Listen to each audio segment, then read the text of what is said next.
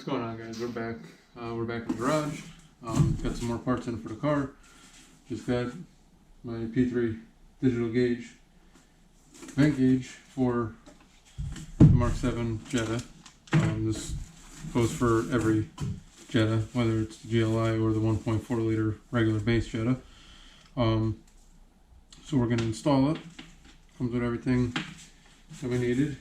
Comes with the display that goes inside the vent, the control box, and the wiring. There is a tutorial already online, which I'm going to be kind of following a little bit on how to install this thing. But they go all out and they do the analog boost gauge and all that. They run vacuum lines into the engine compartment and all that. I'm not going that route. I'm just plugging it into the OBD2 connector. When you got one end plugs into the OBD2 connector, the other end plugs into the control box. Hopefully you can see that. And then obviously your wire plugs in from the gauge once you install it into the car.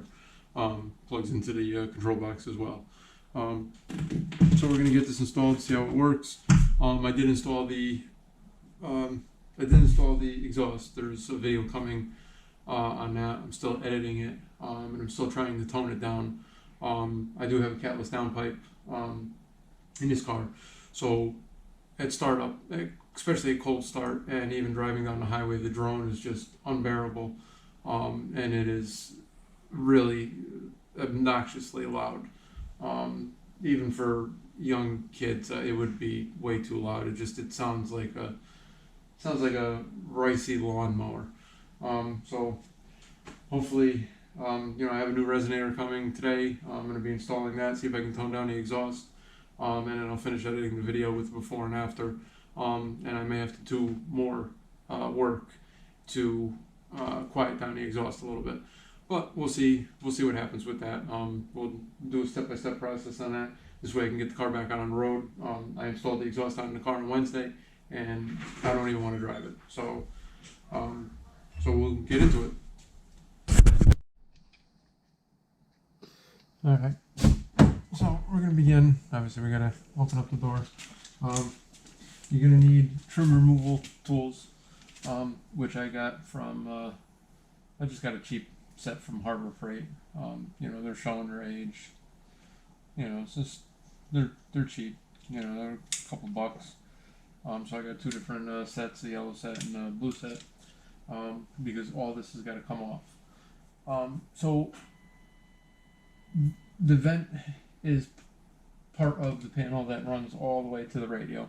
I've previously had this panel off before. The last time, when I was adding the my line input and output box to the back of the radio so that I could put my subwoofer in the trunk and add an aftermarket amplifier to the stock stereo. It is a pain in the neck. I don't want to risk breaking anything, so this part right here is flexible, right in front of the gauge cluster. So if you're careful with it, you can flex it so that it doesn't break. So this trim piece is going to come off, and again, you have your ambient lighting underneath here on the GLI models, and I think every Jetta model except for the base, the very base Jetta S trim level. So this piece has got to come off. This piece has got to come off. This side cover has got to come off, and underneath here, this panel where if we had GTIs, we'd have a pocket here. And your switch, your headlight switch, has also got to come out. The control box is going to go behind this panel, and then obviously, we can free up a couple of the clips over here to bend this out a little bit enough to get this vent out and take the couple of vents out of here, to get this situated and put our vent gauge in this vent here. So I guess let's start removing the trim and seeing what happens. Alright, so we're going to start by pulling this panel off.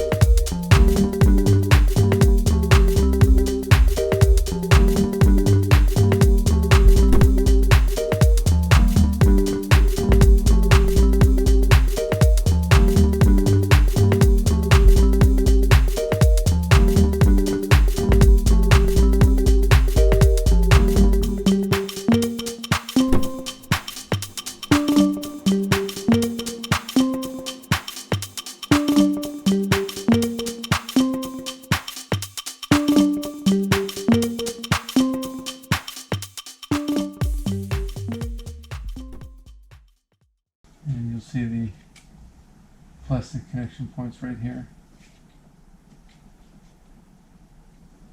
So don't make the mistake that I did and pull on this plastic housing, because then you see it starts to separate,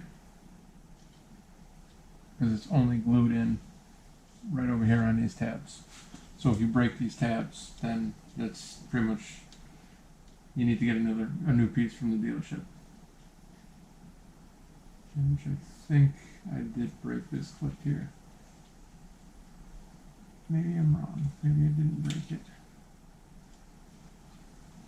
So I don't believe that these are cheap. I think these are fairly expensive. But if you do break it, obviously the part number's there. You can just grab the part number and go from there. For the switch, obviously, push in and pull out. Again, you don't want to manhandle it out. Just enough. You don't want to pull the wires too tight. Just enough to get it a little of the ways out.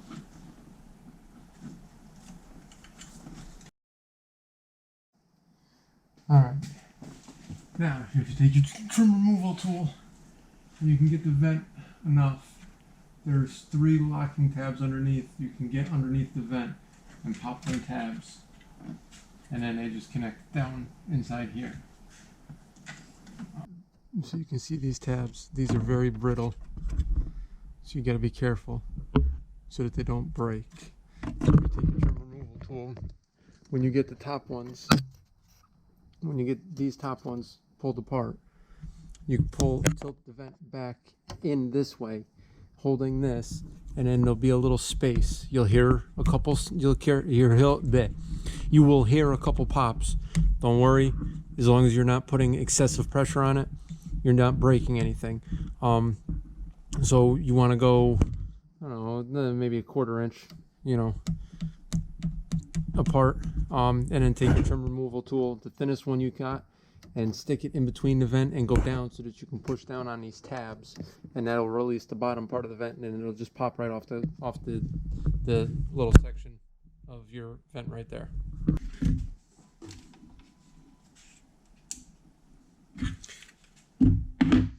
So these top 2 pieces is what's going to come out, and what we're going to attach our gauge to. This little piece right here is going to go on this bottom one right here. So you are going to lose some of your vent. You're going to lose about half of your vent.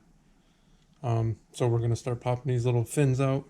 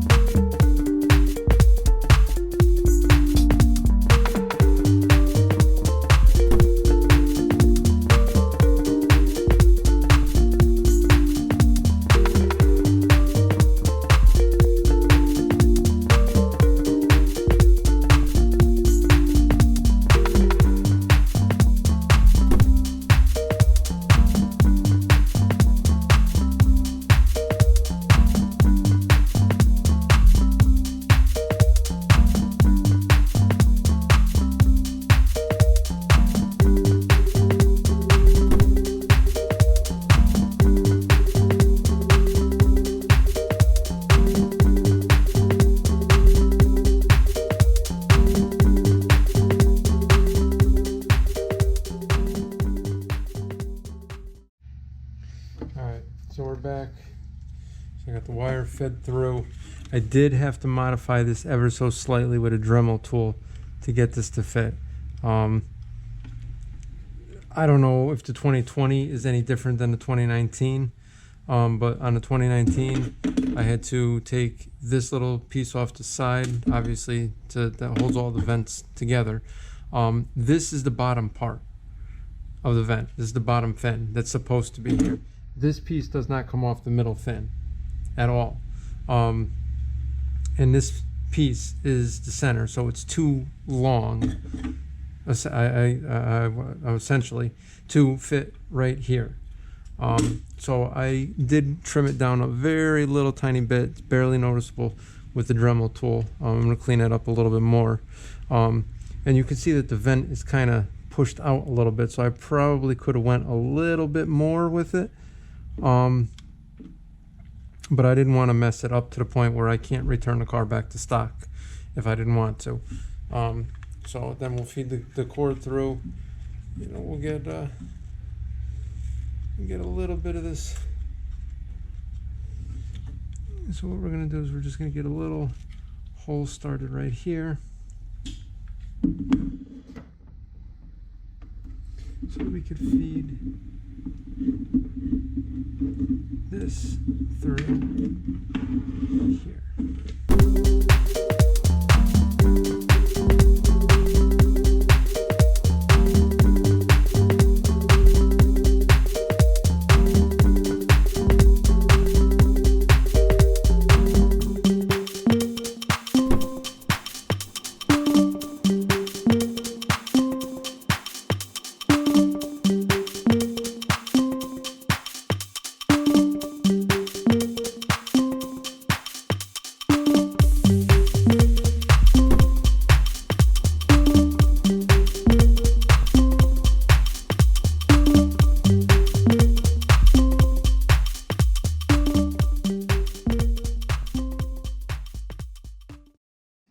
Alright, so once you get it back installed, like I said, this is going to take a little bit of patience and a little bit of modification was needed